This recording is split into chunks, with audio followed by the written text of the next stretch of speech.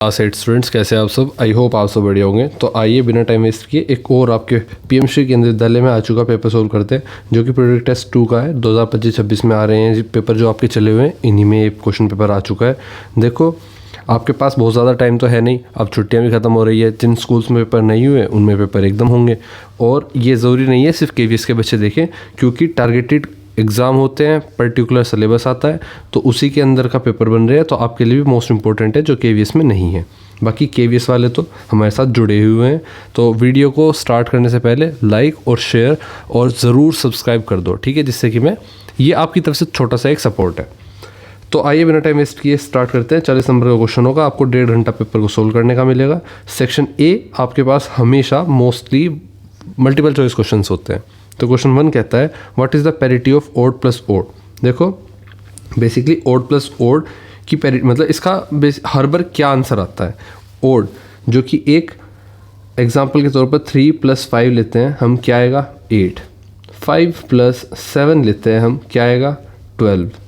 6 आपका 3 + 3 से आ जाएगा। तो हमेशा क्या आ रहा है, हमेशा आ रहा है आपका इवन। तो ऑलवेज इवन, मतलब ऑप्शन ए बिल्कुल सही होगा। नेक्स्ट क्वेश्चन से बढ़ते हैं, क्वेश्चन नंबर 2। अच्छा, क्वेश्चन नंबर फर्स्ट में हम एक्सप्लेन करने के लिए देख, तो अगर इसे और डिटेल में करें तो आपको पता है कि 2 से डिवाइड होने वाला, मतलब 2 का मल्टीपल हमेशा इवन होगा और उससे एक ज़्यादा हमेशा ओड होगा। तो 2m + 1 अपने आप में एक ओड नंबर है। अगर इसको किसी दूसरे ओड नंबर से मल्टीप्लाई करते हैं, मतलब 2n + 1 से करते हैं, तो हमारा आंसर कितना आएगा इसको चेक करते हैं। तो 2m + 1, 2n + 1 कितना हो जाएगा, 2m + 1 ब्रैकेट खोलेंगे तो प्लस 2n + 1, तो 2m + 2n + 2। तो आपने क्या देखा इसमें कि हम यहाँ से कॉमन ले सकते हैं, क्या 2m + n + 1। तो हमेशा किसका मल्टीप्लाई हुआ, 2 का, और 2 इसी से साबित होता है which is divisible by 2, so it is even. Next question तो पढ़ते हैं, question number 2। Zongs and hengs are in which number system. तो बेसिकली ये चाइनीज़ नंबर सिस्टम में आपको देखने को मिलते हैं। Zongs and hengs are terms used for strokes in Chinese numeral representation.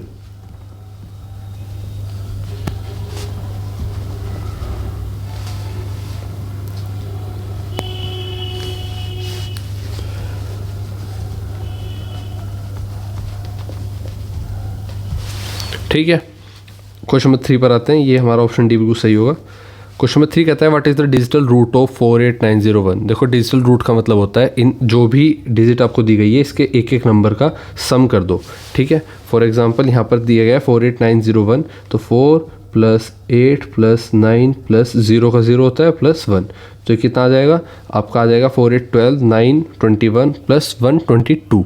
अब 22 आया, अब फिर इसके दोनों डिजिट्स को प्लस कर दो, तो 2 + 2 ये कितना आ गया, जब तक एक डिजिट में आंसर ना आए, तो 4 आ गया आपका। तो ऑप्शन बिल्कुल सी सही होगा, 4। क्वेश्चन नंबर 4 पर आते हैं, if a number is divisible by 12 then the number is divisible by all the factors of 12। देखो, फैक्टर्स और मल्टीपल में कभी भी कंफ्यूज नहीं होना है। फॉर एग्जांपल 12 की ही बात कर लो, तो 12 से जितने भी बड़े 12 के मल्टीपल होंगे, मतलब 12 से बड़े जितने भी 12 के टेबल में आते होंगे या मल्टीप्लाई करके नंबर बड़ा होता चला जाएगा, तो उसको क्या बोलेंगे हम, 12 24 48 36, ये सब क्या है, ये आपके क्या कहलाएंगे, मल्टीपल कहलाएंगे। फैक्टर्स होंगे 12 से छोटे, मतलब 3 4 6, ये सब क्या है, ये फैक्टर्स हैं 12 के, ठीक है।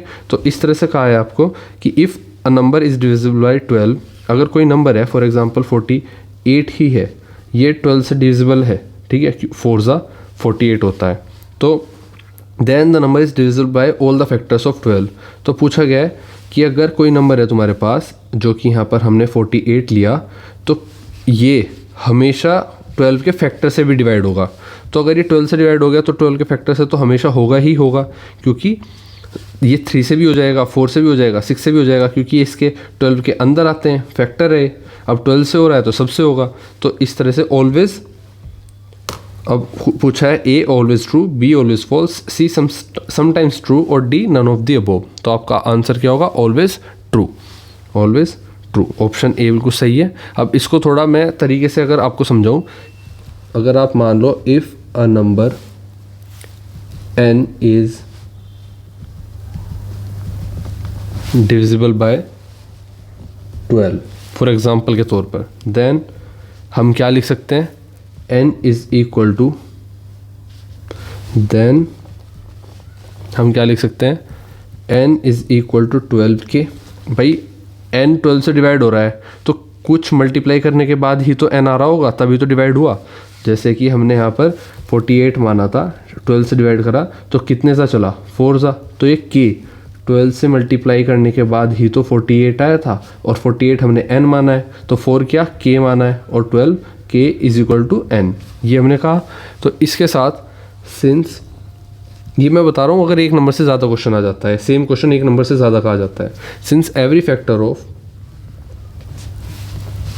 12, जैसे कि 1 2 3 4 6 12, ये सब क्या है, 12 के factor, divides 12, it must also divide 12 के, so it is divides n also। ठीक है, ये आपका आंसर हो गया। नेक्स्ट क्वेश्चन की तरफ बढ़ते हैं, question number 5th, if a number is divisible by 7, यहीं पर देखते हैं अगर कोई नंबर है वो डिविजिबल बाय है 7 से, जैसे 14 डिविजिबल बाय 7 है, 21 डिविजिबल बाय 7 है, और इसमें हो सकते हैं आपके 7 से 28, फिर बड़ा नंबर लें तो 42 और इसके बाद 70। तो कहा गया है क्वेश्चन में, if a number is divisible by 7 then it is divisible by any multiple of 7। अगर कोई नंबर divisible by 7 है तो ये सब divisible by 7 है। अब कहा गया है, इसके बाद सेंटेंस में क्या कहा गया कि then it is divisible by any multiple of 7, then it is divisible by any multiple of 7। देखो मैंने स्टेटमेंट क्यों लिखा, क्योंकि ये बहुत इंपॉर्टेंट है। क्यों, अब देखो 14 21 28 42 70, अगर हम 14 को ले लें तो ये अपने आप में एक मल्टीपल है 7 का, ठीक है, जिसको कहेंगे 14 एक ऐसा नंबर है जिससे 7 से डिवाइड हो जाता है। यही कहा है, if a number is divisible by 7 then it is divisible by any multiple of 7। तो क्या ये किसी और मल्टीपल से, इस 7 के मल्टीपल कौन से हैं, ये लिखे मैंने। अब हमने 14 नंबर लिया, 14 7 से डिवाइड हो गया, ठीक है, लेकिन क्या 14 21 से डिवाइड हो जाएगा, 28 से हो जाएगा, नहीं होगा। तो यहाँ पर ये काम नहीं करा, एक केस में काम, केस 1 में काम नहीं करा। केस सेकंड लेते हैं कि एक नंबर जो 7 से डिवाइड हो जाए, 70 ले लिया मान लो हमने, एक नंबर जो 7 से डिवाइड हो जाए, 70 7 से डिवाइड हो जाता है 10 सा, ठीक है, और क्या ये किसी मल्टीपल से डिवाइड हो जाएगा, 7 के मल्टीपल कौन से हैं, वह ये इतने सारे लिखे हैं, इनमें से एक मल्टीपल ले लेते हैं, हमने 14 ले लिया, तो क्या 70 14 से डिवाइड हो जाएगा, बिल्कुल, 14 5 70, तो यहाँ पर ये ट्रू हो गया। देखो कहा है then it is divisible by any multiple of 7, yes, any one, किसी एक से तो हो ही रहा है, एनी मतलब किसी में से भी एक से हो रहा है। क्या ये ट्रू है, ऑलवेज ट्रू है, ऑलवेज फॉल्स है, देखो यहाँ पर फॉल्स हो और यहाँ पर ट्रू हो गया, तो ये क्या होगा, ऑप्शन आपका 5th का सी सही होगा, समटाइम्स ट्रू। क्वेश्चन नंबर 6 पर आते हैं, what is the property of diagonals of rectangle, they are. देखो property of diagonals of rectangle बतानी है आपको, ठीक है। तो बेसिकली जो रेक्टेंगल है वो कुछ इस तरह की शेप है जिसमें सामने की opposite sides are parallel and equal, ठीक है, ये दोनों पैरेलल होगी और इक्वल होगी, ये आपका क्या कहलाएगा, रेक्टेंगल कहलाएगा। और इसमें भी आप देखो डायगोनल होता है ये, ठीक है। इनकी प्रॉपर्टी क्या है, these both diagonals are equal, ठीक है। तो हमेशा क्या होंगे, diagonals they are equal, they not equal, they are perpendicular, none of these, तो ऑप्शन ए बिल्कुल सही होगा, इक्वल। 7th आते हैं, डायगोनल्स ऑफ काइट आर। देखो काइट के डायगोनल्स कैसे होते हैं, काइट की बात करें तो diagonals intersect at right angle, तो काइट कुछ इस तरह की होती है,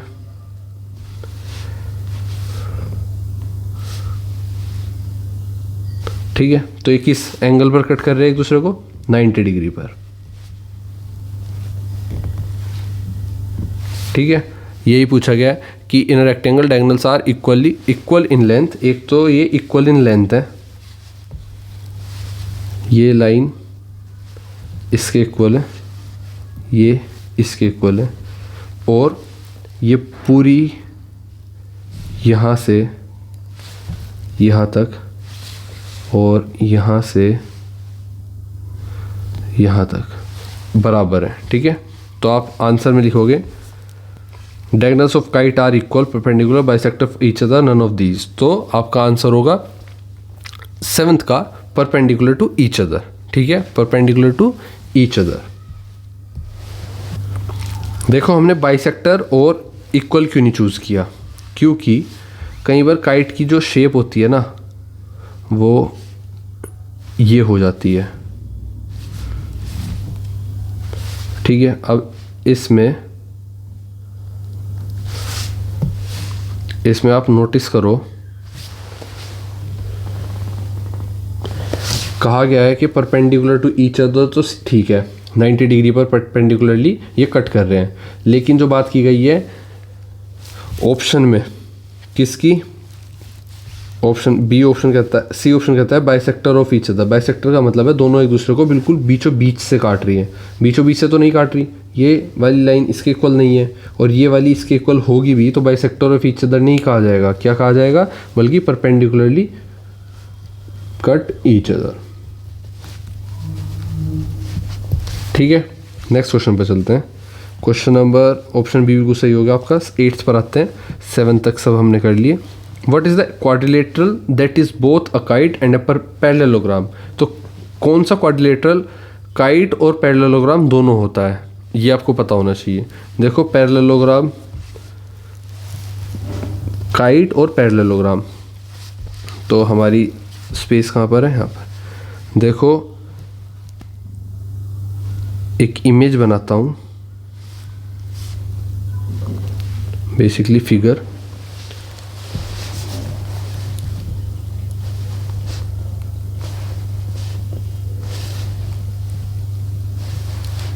ये भी सही नहीं बनी, थोड़ा बनाते हैं।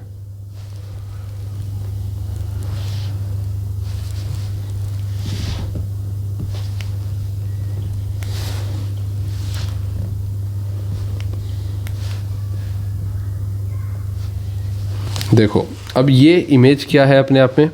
ये इमेज काइट भी है, काइट की शेप भी है, और ये पैरेललोग्राम भी है। ठीक है, लेकिन अगर बात करें इस इमेज की तो ये एक पैरेललोग्राम नहीं है। ठीक है, अगर हम ऊपर के 2 लाइन छोटी रखेंगे तो ये पैरेललोग्राम नहीं बनेगा। आमने सामने की इक्वल होनी चाहिए, पैरेलल होनी चाहिए, तो पैरेलल तो है लेकिन इक्वल नहीं है। यहाँ पर क्या है? इक्वल भी है और काइट की शेप भी है। ठीक है, तो इस इमेज में क्या कॉमन है? ऐसी क्या चीज़ है जो इस चीज़ को काइट भी बना रही है और पैरेललोग्राम भी? बेसिकली ये शेप है रोम्बस की। रोम्बस का मतलब है एक ऐसी इमेज जिसकी चारों साइड्स इक्वल है, पैरेलल है और ऑपोजिट साइड्स भी इक्वल है। ठीक है, तो आपका ऑप्शन क्वेश्चन नंबर 8 का हो जाएगा सी, रोम्बस। नेक्स्ट क्वेश्चन तक बढ़ते हैं। Section B, represent the number in Mayan system. तो देखो मयान सिस्टम क्या होता है ये समझते हैं। तो बेसिकली इसके लिए थोड़ी जगह चाहिएगी, स्पेस के लिए हम यहाँ पर स्पेस ले लेते हैं। अब आप प्रॉपर देखो कि मयान सिस्टम जो है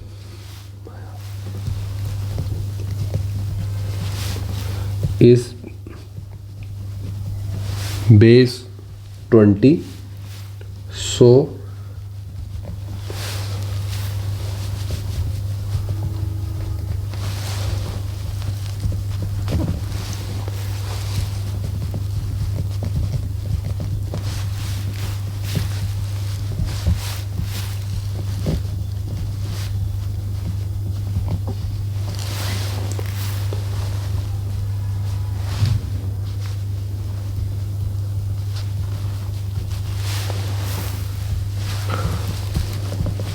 notes for 1 and bars for 5 and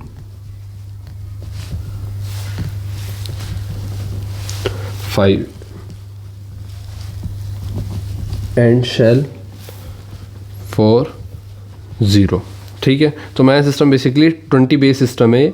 इसके बाद आप देखोगे कि हम जो डॉट्स हैं वो रिप्रेजेंट करता है 1 को, और बार्स जो होती हैं वो 5 को रिप्रेजेंट करता है। तो उस हिसाब से हमें ए ऑप्शन कहता है कि 77 को आप दर्शाओ इस सिस्टम के हिसाब से। तो आप 20 के बेस के हिसाब से इसको डिवाइड करेंगे पहले। तो 20 इंटू 3 60 हो गया आपका, प्लस 17 इंटू 1, तो 20 से कम है तो बेसिकली उसको 1 और 5 में बांटेंगे।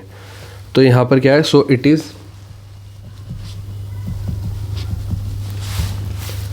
3 20s टॉप प्लेस बोल सकते हो आप इसको, एंड 17 ones बॉटम प्लेस। ठीक है, फर्स्ट पॉइंट है 3 इज शोन बाय 3 डॉट्स, और 17 इज, जैसे मैंने बताया कि 17 को फिर 5 में हम और 1 में तोड़ेंगे, तो 17 में 5 के भी कुछ पार्ट आ जाएंगे। 5 3 से 15 होता है, तो हमारे पास कितने थे, 3 तो 20s हो गए। ठीक है, और इसके बाद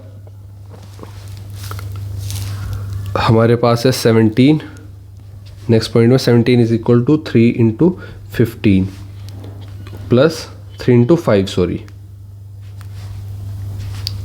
plus 2, and hence it is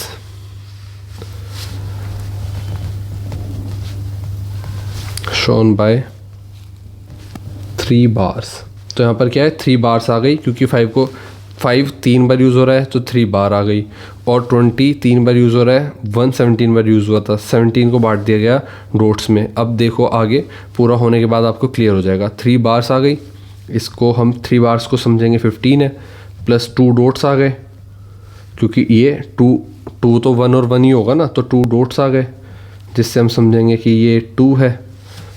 और अब इसको शो करेंगे, तो बेसिकली 0 का मतलब शेल आता है, और यहाँ पर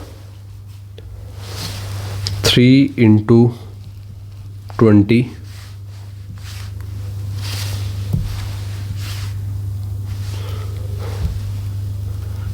1 2 3।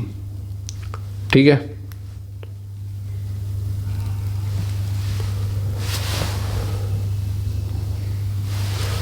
और उसके बाद 17 की बारी आ गई। 17 इंटू 1, जिसमें आप 3 बार्स 1 2 3 और 2 डॉट्स। ठीक है, नेक्स्ट क्वेश्चन तो बढ़ते हैं। नेक्स्ट आपका बी है, जिसमें 100 को दर्शाना है। अब 100 को दर्शाने के 20 के 5 पार्ट हो गए, तो आपने क्या करा, 20 के 5 पार्ट हो गए, या फिर आप इसको ऐसे कह सकते हो कि आपके पास ना 3, इस सिस्टम में 3 वे होते हैं। ठीक है, अब मैं आपको बताता हूँ। ऑलमोस्ट 20 बेस सिस्टम इसको बोलते हैं। अब सबसे पहले सबसे नीचे होगा 120 और फिर 400 होना चाहिए, लेकिन सिर्फ ऑलमोस्ट इसीलिए लिखा गया है क्योंकि यहाँ पर 360 लेते हैं। ठीक है, अब 360 तक अगर कोई नंबर जा रहा है तो 360 काउंट करेंगे, वरना शेल का मतलब है कि वो 0 है, तो शेल को छोड़ देंगे, इस लाइन में कोई नहीं है। अब देखो हमने 77 को कैसे किया था। अब आप देखो, पॉइंट का मतलब है 1 और बार का मतलब है 5।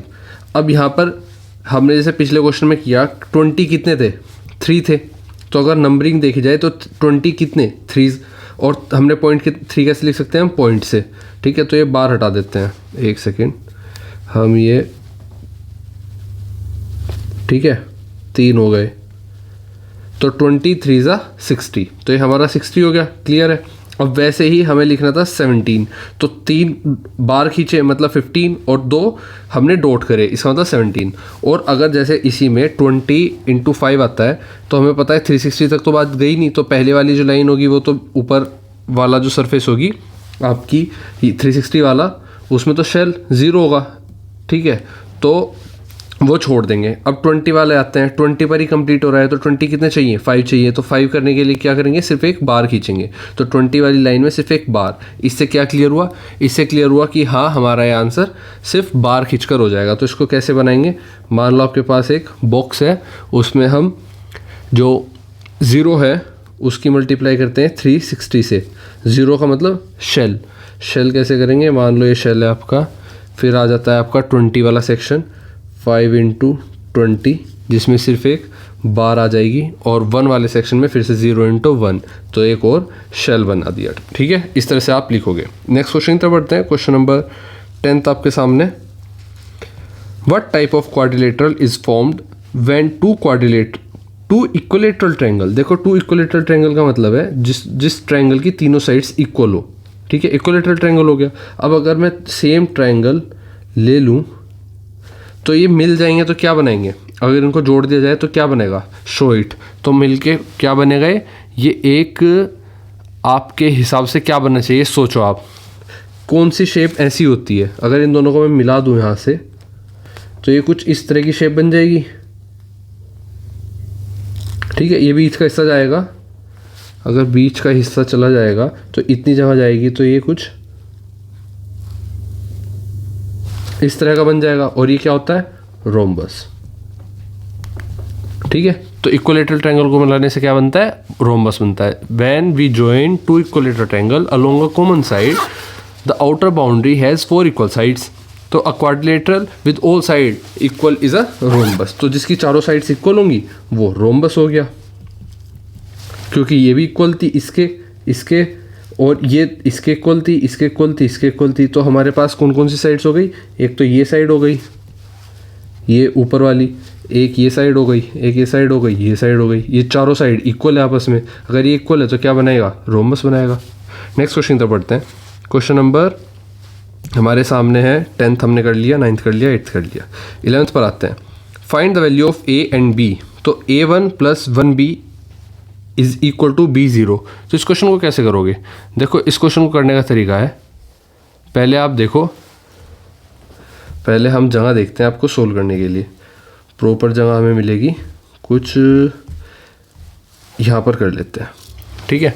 तो बेसिकली हमारे पास है 1 + b जो कि है इक्वल टू 0, फिर b must be a single digit. देखो अब पहले तो मैं आपको बता देता हूँ, क्वेश्चन में जो लिखा हुआ है a1 + 1b = b0, अगर हम इन दोनों को प्लस करें तो 0 कब आएगा, जब हम वैल्यू 10 लिखेंगे। तो 10 की वैल्यू कब आएगी, मतलब 1 + b = 10 आना चाहिए, तभी तो यूनिट डिजिट 0 लिख पाएंगे। अगर 10 आएगा तो सिंपल सी बात है, b की वैल्यू क्या आ जाएगी, 10, ये 1 इस तरफ चला गया तो -1, b की वैल्यू आ गई 9। इतना क्लियर हुआ। अगर b की वैल्यू 9 आ गई तो अब आप देखोगे कि हम b की वैल्यू 9 पर आ गए, इतना क्लियर हुआ। नेक्स्ट अब देखो हमारे पास a1 है ना, इसको हम लिख सकते हैं कुछ इस तरह से, a1 + 1b = b0, ठीक है। ये हमारे पास इक्वेशन है जिसमें कि हमने b की वैल्यू 9 निकाल ली। अगर 1 और 9 को प्लस करेंगे तो 10 आ जाएगा, तो 0 के साथ 1 हासिल का ऊपर चला गया और बाकी हमने एज इट इज़ लिख लिया, a एंड 1 लिख लिया। हमारे पास क्या आ गया, b और 0। देखो ये b और o नहीं, b और 0 है, ठीक है। तो ये थोड़ा 0 लगा देते हैं, ये थोड़ा 0 है, ठीक है।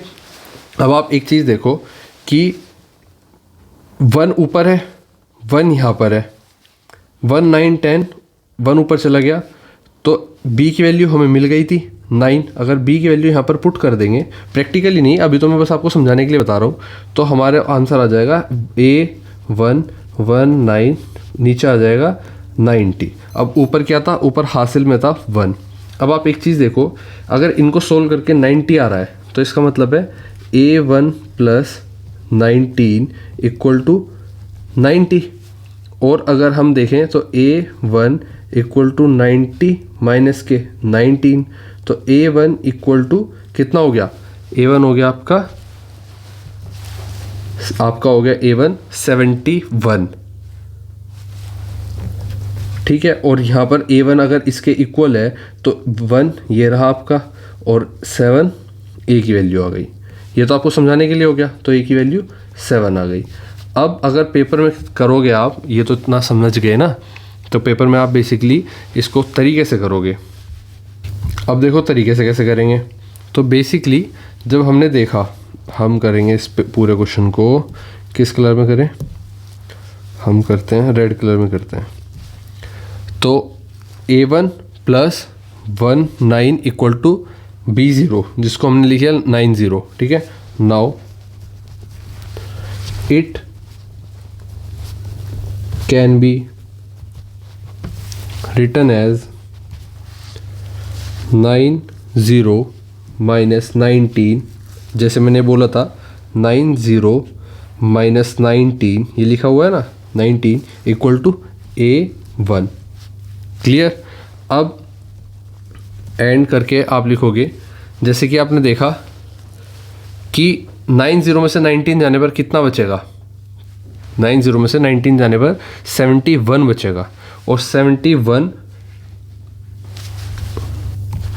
तो वही हमने कंपेयर कर लिया कि ये किसके इक्वल है, 71 के। A की वैल्यू क्या आ गई, 71, 7 आ गई। A की वैल्यू बेसिकली 7 आ गई, ठीक है। आई होप आपको अच्छे से समझ में आ गया होगा, क्योंकि मैंने 2 बार समझा दिया आपको।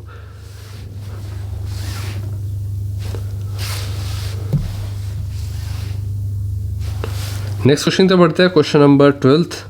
Right 2 algebraic expression that will always give an even number. तो 2 एल्जेब्रिक एक्सप्रेशन लिखने हैं जो कि आपको हमेशा एक इवन नंबर देंगे। अब वो लिखते हैं, देखो जैसे कि 2n, हमें पता है क्या नंबर देगा हमेशा, 2n।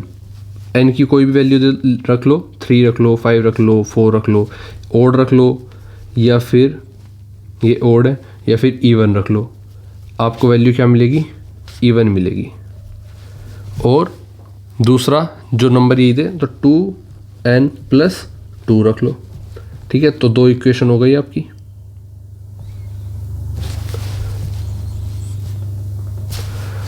एक ये, ठीक है। तो सॉल्यूशन के रूप में आप लिख सकते हो 2n इज, यहाँ पर पॉइंट बना रहा हूँ मैं, 2n is even for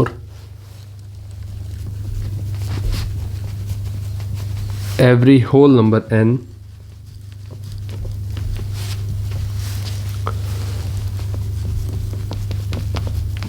because it is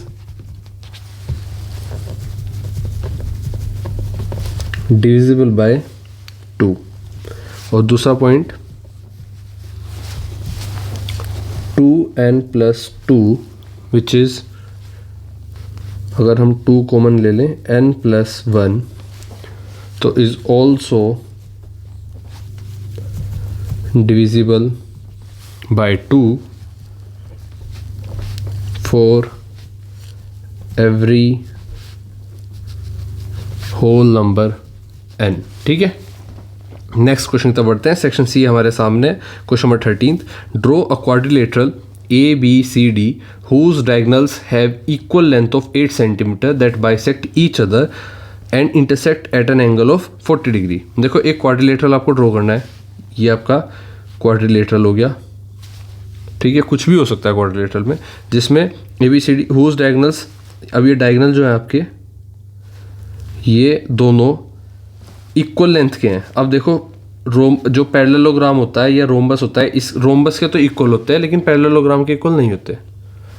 अब रोम्बस के भी इक्वल नहीं होते। डायगोनल्स किसके इक्वल हो सकते हैं, डायगोनल इक्वल हो सकते हैं या तो स्क्वायर के या रेक्टेंगल के। अब कहा गया है 8 सेंटीमीटर के हैं दोनों, और एक दूसरे को बाइसेक्ट कर रहे हैं, कहाँ पर, 40 डिग्री एंगल पर। अब स्क्वायर के तो हमें पता है 90 डिग्री एंगल पर करते हैं, तो रेक्टेंगल होगा, तो 40 डिग्री एंगल पर ये यहाँ पर बाइसेक्ट करेगा। तो इसको ड्रॉ करना है, आइए ड्रॉ करते हैं।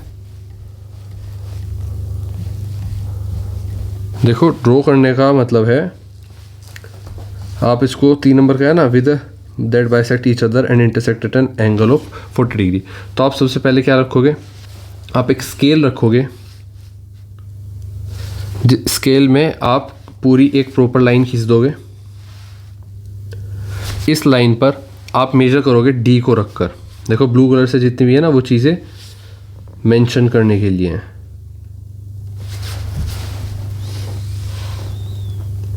आपने एक डी रखी, उसमें आपने देखा कि इस तरह से डी होती है।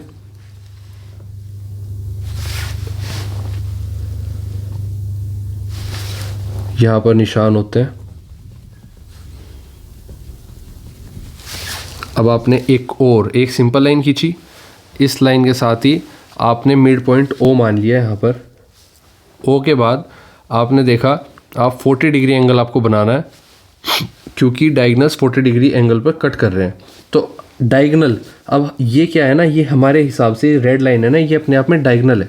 तो अगर हम दूसरा डायगोनल इस 8 सेंटीमीटर लेंथ का 40 डिग्री पर नाप दें तो 10, अगर ये 10 है, ये 20 है, ये 30 है, 40 है, तो ये आपका 40 डिग्री पर हो गया 40 डिग्री।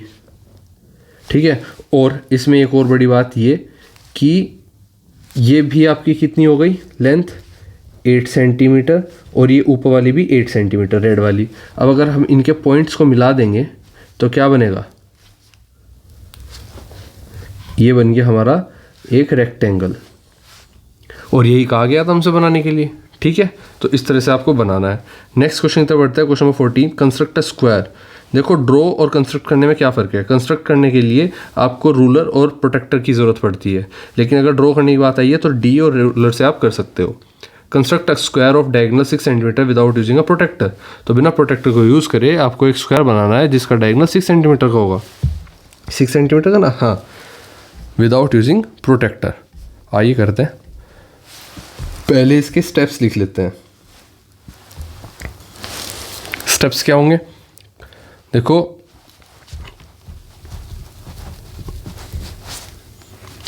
फर्स्ट स्टेप होगा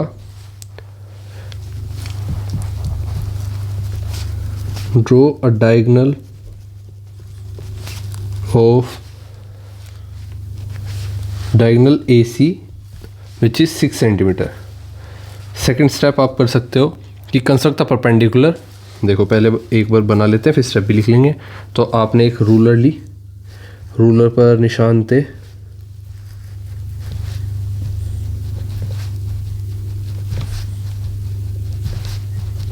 स्केल ले लिया आपने। ठीक है, इस पर आपने 6 सेंटीमीटर का निशान, एक लाइन ड्रॉ कर ली, 1 2 3 4 5 6। ठीक है, अब इस 6 सेंटीमीटर के जो आपने लाइन खींची है, यहाँ से आपको बिना किसके, बिना, एक सेकेंड, फिर आप क्या करोगे, आप रूलर लो, अपनी प्रोटेक्टर को लोगे। बेसिकली आप अपने कंपास को लोगे, इस पॉइंट पर रखोगे यहाँ पर, और यहाँ से एक आर्क ड्रॉ करोगे। कैसे आर्क, एक आर्क हाफ से ज़्यादा।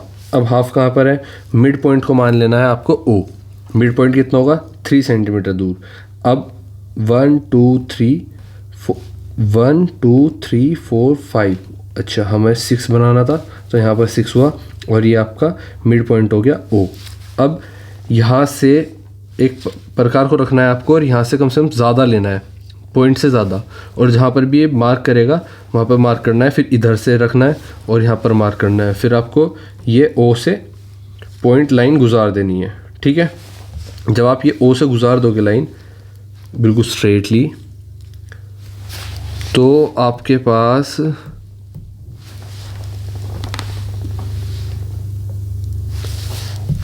पास आ जाएगी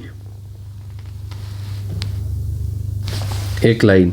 अब इस लाइन पर आपको क्या करना है, फिर यहाँ से अपना कंपास रखना है, और हाफ से ज़्यादा नहीं, इस बार हाफ तक, मतलब या तो आप बीच में रख लो और यहाँ से यहाँ तक नाप लो। तो यहाँ से और यहाँ तक की डिस्टेंस लेनी है, जहाँ जितना दूर यहाँ पर पेंसिल आएगी ना, वो ही यहाँ से उठाकर आपको यहाँ कट करनी है। वैसे ही यहाँ से उठाकर आपको यहाँ कट करनी है, और फिर आपको ये पॉइंट के नाम दे देने हैं A B C D, और आपको पॉइंट्स मिला देने हैं। ठीक है, आपको पॉइंट्स मिला देने हैं।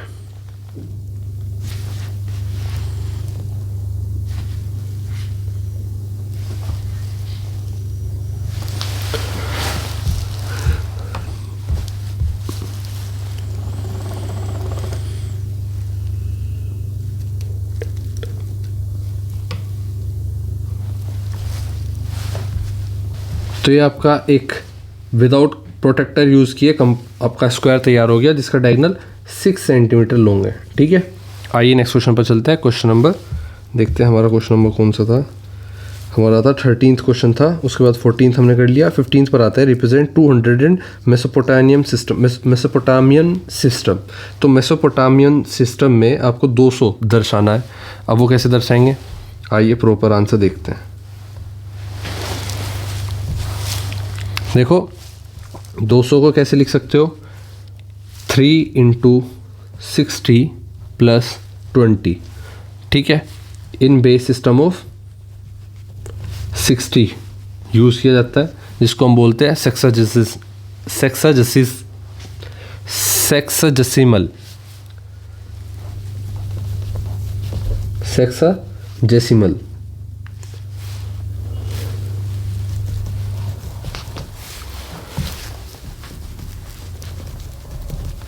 ठीक है, एक्स्ट्रा इन्फॉर्मेशन, मेसोपोटामियन सिस्टम में देखें तो 60 बेस होता है और 200 को 60 के हिसाब से हमें वो करना होगा, हमने वो कर दिया। इसके बाद 360s हो गए, क्या हो गए 3600। ठीक है, इसको हम लिखेंगे 60 × 60। इसके बाद आता है आपका 60s कितने हैं, जो कि सिंपल 60 होंगे, और फर्स्ट यूनिट कितना है वो देखते हैं। तो ये आपकी एक टेबल होगी जिसमें आप देखेंगे कि ये तो खाली रहेगा, डैश रहेगा। ठीक है, ये कुछ नहीं, यहाँ पर खाली है, यहाँ पर 360s है और यहाँ पर 20। तो वर्टिकली आप इमेजिन करेंगे, इसको वर्टिकली लिखा जाएगा, तो लिखा जाएगा vertical ways for 1 and corner ways for 10। ठीक है, अब वर्टिकली वेज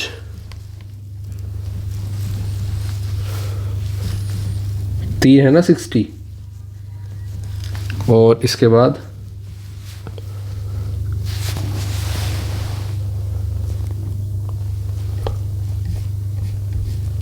ठीक है, इस तरह से आप लिखोगे। नेक्स्ट क्वेश्चन तक बढ़ते हैं। क्वेश्चन नंबर आपका 15 हो गया। 16 पर आते हैं। Construct a kite whose diagonals are of length 6 centimetre and 8 centimetre. देखो हमने देखा था कि कभी भी काइट ज़रूरी नहीं है इक्वल लेंथ की हो, इस तरह से कुछ बनती है तो एक डायगोनल छोटा होगा एक बड़ा होगा, तो उसके लिए आपको कंस्ट्रक्ट करना है जिसके डायगोनल 6 और 8 सेंटीमीटर लॉन्ग है। आइए करते हैं, इसके स्टेप्स देख लेते हैं बेसिकली, फिर तो आप कर ही लोगे। तो स्टेप्स लिखते हैं, और आपका ये भी इस तरह से ही आपने रूलर ली, स्केल ली, बेसिकली इसको यहाँ पर 1 2 3 4 5 6 7 8 9, तो आपने लाइन खींच ली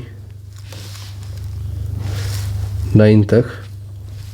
ठीक है, अब 9th ये लाइन खींच ली और आपको बनानी है काइट।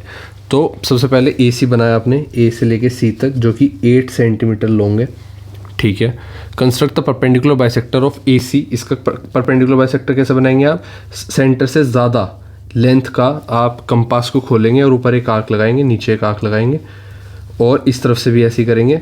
इस पॉइंट पर रखेंगे और हाफ से ज़्यादा का एक मेजरमेंट खोलेंगे कंपास पर, ऊपर भी एक आर्क लगाएंगे, नीचे भी एक आर्क लगाएंगे, और फिर ऊपर से नीचे वाले आर्क तक मिला देंगे। तो आपका सेंटर पॉइंट आ जाएगा जो कि परपेंडिकुलर बाइसेक्टर होगा। ठीक है, परपेंडिकुलर बाइसेक्टर में क्या होगा, इस पॉइंट को आप बेसिकली ओ से गुजार देंगे, इस पॉइंट को ओ मान लेंगे। थर्ड स्टेप आ जाएगा, परपेंडिकुलर बाइसेक्टर पर आप बी और डी को ढूंढेंगे। कैसे, एक आपका 6 सेंटीमीटर का डायगोनल था और एक आपका 8 सेंटीमीटर का डायगोनल। तो आपने देखा कि 8 सेंटीमीटर का तो हो गया, अब आपको 6 सेंटीमीटर का डायगोनल निकालना है। तो 6 सेंटीमीटर के डायगोनल के लिए आपने यहाँ पर पॉइंट रखा और 3 सेंटीमीटर इस तरफ लगा दिया, 3 सेंटीमीटर इस तरफ लगा दिया। अब आपने यहाँ ए से ज्वाइन करा बी को, यहाँ बी नाम दिया, सी नाम दिया और ये डी नाम दिया। फिर आपने इसको ज्वाइन किया, फिर आपने इसको ज्वाइन किया और फिर आपने यहाँ पर ज्वाइन किया। ये आपकी काइट तैयार हो गई। ठीक है, नेक्स्ट क्वेश्चन तक बढ़ते हैं। क्वेश्चन नंबर 17 आपके सामने। Using the diagonal properties construct a parallelogram whose diagonals are of length 7 centimetre and 5 centimetre intersect at an angle of 140। ठीक है, तो बेसिकली आपको सिंपल सा डायगोनल प्रॉपर्टी का यूज़ करके पैरेललोग्राम को कंस्ट्रक्ट करना है जिसके डायगोनल होंगे 7 सेंटीमीटर के और 5 सेंटीमीटर के, जो कि इंटरसेक्ट कर रहे हैं एट 140 डिग्री। तो इसके लिए अलग से एक नया पेज देख लेते हैं। तो ये बड़ा ही सिंपल है।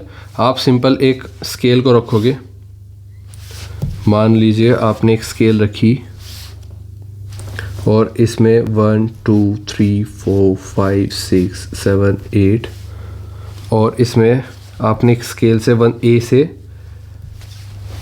लाइन बनाई AC जो कि 7 सेंटीमीटर होगी। हमें क्या गिवन था? हमें गिवन था डायगोनल्स होंगे उसके पैरेललोग्राम के 7 सेंटीमीटर एंड 5 सेंटीमीटर। तो सिंपल सी चीज़ ये है कि आप देखोगे, सबसे पहले आप AC ड्रॉ करोगे, 1 2 3 4 5 6 7। ठीक है, AC ड्रॉ करने के बाद आप यहाँ पर एक प्रोटेक्टर रखोगे। इस प्रोटेक्टर में एंगल्स लिखे होंगे। 140 डिग्री एंगल ढूंढोगे। 140 डिग्री एंगल कहाँ पर मिलेगा आपको? 140 डिग्री एंगल मिलेगा अगर इस तरफ से हम बनाए तो कुछ यहाँ पर। ठीक है, अब इस 140 डिग्री एंगल पर आपने क्या करा, कंपास लिया, मेज़रमेंट खोली और यहाँ से 2.5 मतलब 5 का डायगोनल बनाना है ना, तो आधा इस तरफ होगा, आधा इस तरफ होगा, आधा इस तरफ होगा। तो 2.5 पर यहाँ पर मार्क लगा देंगे, 2.5 सेंटीमीटर पर खोलकर मार्क लगा देंगे। तो यहाँ पर मार्क लगा देंगे, 2.5 इधर लगा देंगे। फिर A को इससे मिला देंगे इस पॉइंट से और C को मिला देंगे। फिर सेम इसी तरह से इधर भी मिला देंगे और C से मिला देंगे। तो आपका पैरेललोग्राम तैयार हो गया। इसके स्टेप्स क्या क्या होंगे? पहला स्टेप होगा इसका step 1, draw diagonal.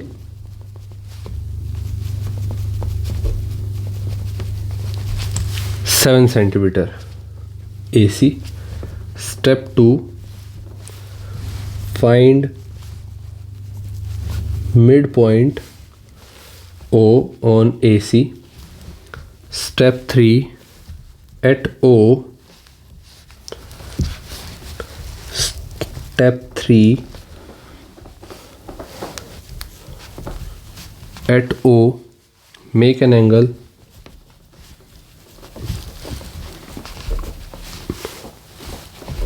of 140 degree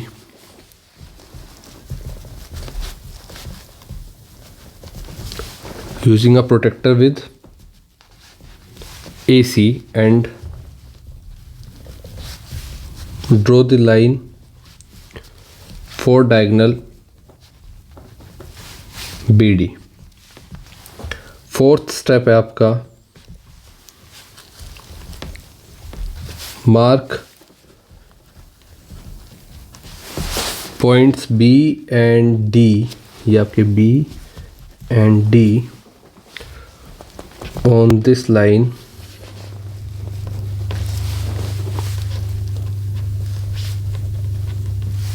such that OB equal to OD which is 2.5 centimetre, ये बताया था मैंने।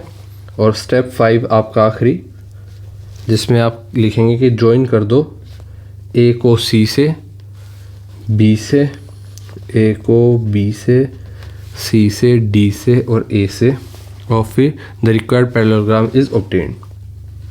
The required parallelogram is obtained. ठीक है, नेक्स्ट क्वेश्चन तक बढ़ते हैं। क्वेश्चन नंबर 18th हमारे सामने है।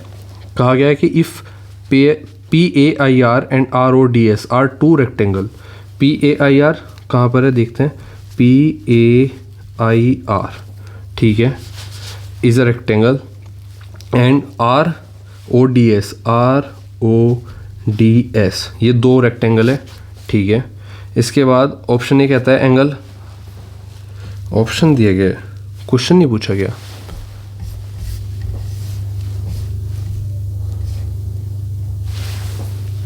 अच्छा लिखा है कि फाइंड, ओ सॉरी, तो आपको बताना है एंगल ROI क्या होगा, ROI मतलब ये एंगल क्या होगा।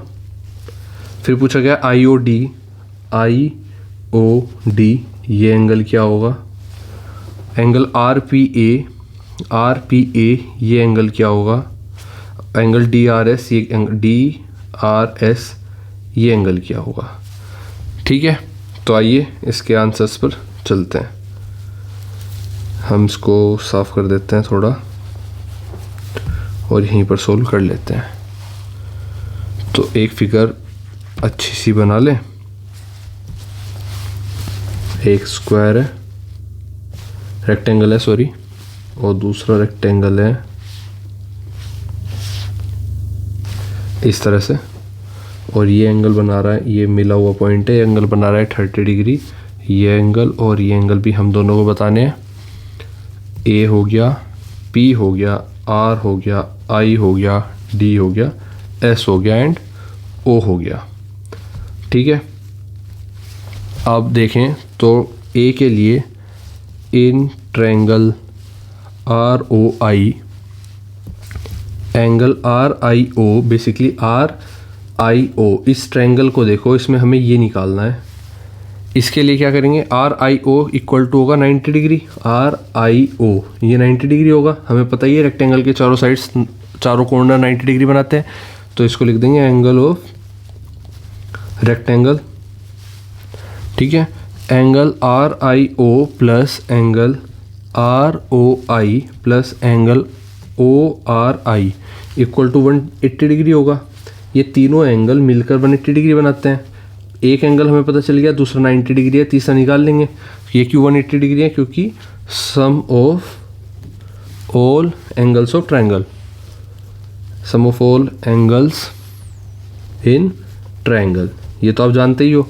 तो आप क्या करोगे, RIO कितना है 90 डिग्री, ROI कितना है, ROI ये हमें निकालना है, और ORI कितना है, और ORI 30 डिग्री गिवन है।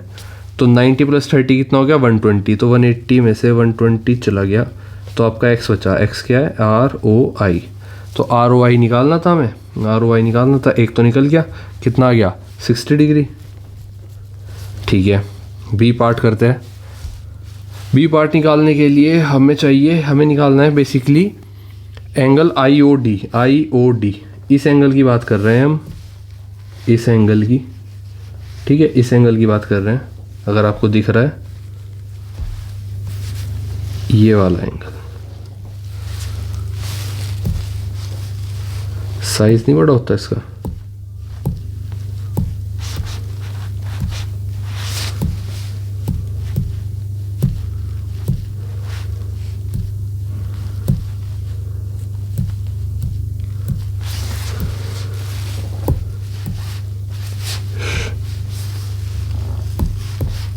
हाँ ये वाली लाइन जो है, ये वाले एंगल की बात कर रहे हैं हम। ठीक है, अब इस एंगल को निकालने के लिए हम क्या करेंगे, बेसिकली एंगल ROD, हम क्या करेंगे, एंगल ROD हमें पता है 90 डिग्री होगा, इसमें से हमने ये वाला एंगल निकाल लिया है, कितना 60 डिग्री, तो 60 माइनस कर देंगे, आ जाएगा 30 डिग्री होगा। तो एंगल ROD हमें पता है 90 डिग्री है। Angle ROI plus angle IOD हमें पता है एंगल ROD है, और एंगल ROI हमें पता है, हमने निकाला अभी ROI 60 डिग्री था, तो 60 degree plus angle IOD, angle ROD कितना है 90 डिग्री, तो एंगल IOD आ गया आपका 30 डिग्री। ठीक है, नेक्स्ट क्वेश्चन सी पार्ट पर चलते हैं। सी पार्ट में हमें निकालना है बेसिकली एंगल RPA,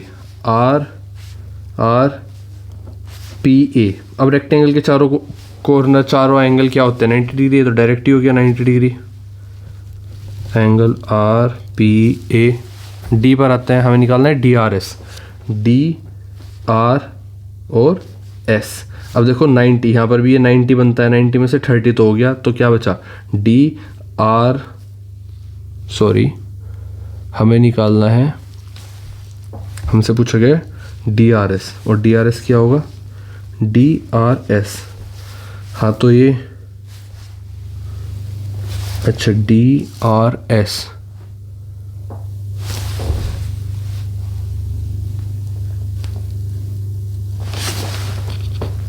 तो DRS ही तो निकाला हमने अभी।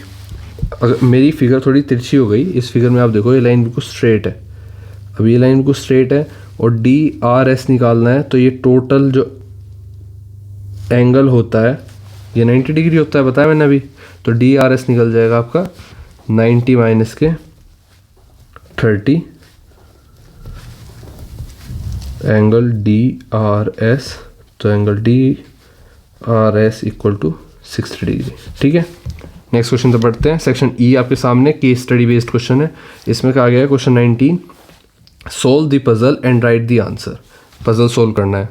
पजल क्या है,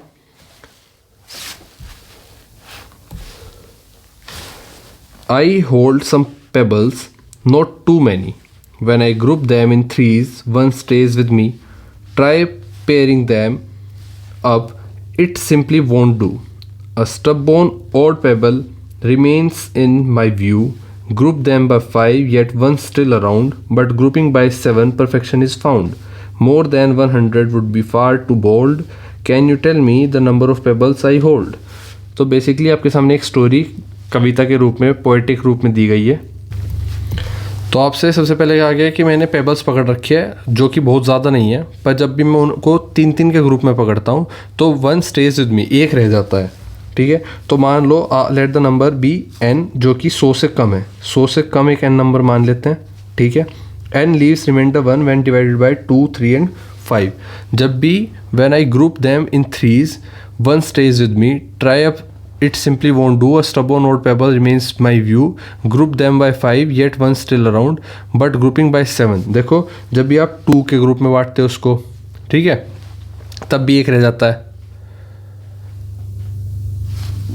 When I group them in threes, stays with me, try pairing them up, it simply won't do, a stubborn old pebble remains my view। जब भी 2 के ग्रुप में बांटते हो तब भी एक पेबल रह जाता है, 3 में बांटते हो तब भी एक, मतलब 2-2 के पेयर में बांटते हो तब भी एक रह जाएगा, 3-3 के पेयर में बांटते हो तब भी एक रह जाएगा, और 5-5 के पेयर में बांटते हो तब भी एक रह जाए। लेकिन जब भी 7 के उसमें बांट रहे हो आप, 7 के 1 2 3 4 5 6 7, तो एक भी नहीं रहेगा, तो मतलब 7 का मल्टीपल है वो नंबर।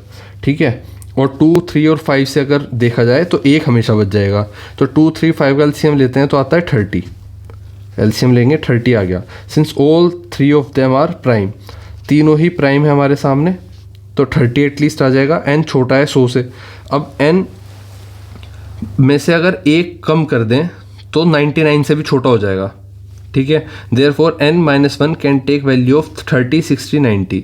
n इक्वल टू 31 हो सकता है, और 61 हो सकता है, और 91 हो सकता है, and is exactly divisible by 7। तो यहाँ पर हम चेक कर लेंगे 31, 61, 91 में से 7 से कौन परफेक्टली डिवाइड हो रहा है। तो 31 डिवाइड करेंगे तो 3 रिमाइंडर बच जाएगा, 61 डिवाइड करेंगे 7 से तो 5 रिमाइंडर बच जाएगा, और 91 डिवाइड करेंगे तो एग्जैक्टली 0 डिवाइड हो जाएगा। तो आपका वो 91 है नंबर, जिसको आप 2-2 के पेयर में बनाओगे तब भी 1 बचेगा, 3-3 के पेयर में बनाओगे तब भी 1 पेबल बच जाएगा, और 5-5 के पेयर में बनाओगे तब भी 1 पेबल बच जाएगा। लेकिन आप 7 के पेयर में बनाओगे तो एक भी पेबल नहीं बचेगा। तो among these 91 satisfies all the conditions, so n equal to 91। तो आई होप आपको समझ में आया होगा, और आप वीडियो को सब्सक्राइब कर दोगे, चैनल को सब्सक्राइब कर दोगे, वीडियो को लाइक कर दोगे, और अपने दोस्तों में वीडियो को शेयर कर दोगे। मिलते हैं आपसे आपकी क्लास के नेक्स्ट क्वेश्चन पेपर को सोल्व करते हुए। अच्छा, मोस्ट इंपॉर्टेंट आपको इन्फॉर्मेशन दे दूँ, जिसको भी ये एज अ मॉक टेस्ट देना है और आपको आंसर्स चाहिए PDF फॉर्म में, तो आप मेंबरशिप ज्वाइन कर सकते हो। आगे पीछे सारे पेपर्स की आपको वो मिल जाएगी, जिसमें आपके सारे ग्राफ, सारे डायग्राम, सारी फिगर्स के साथ आपको PDF फॉर्म में पेपर, सॉल्यूशन पेपर उसके साथ दिया जाता है क्वेश्चन पेपर के साथ, ठीक है। बाकी तो मैंने समझा ही दिया, अगर आपको नहीं समझ में आता और आप मेंबरशिप ज्वाइन नहीं करते तो आप वीडियो दोबारा से देख सकते हो। आई होप मैंने अच्छे से समझाया और आपको अच्छे से समझ में आया। बाकी हम कमेंट्स में मिलते हैं। All the best for your upcoming exam. Bye दोस्तों।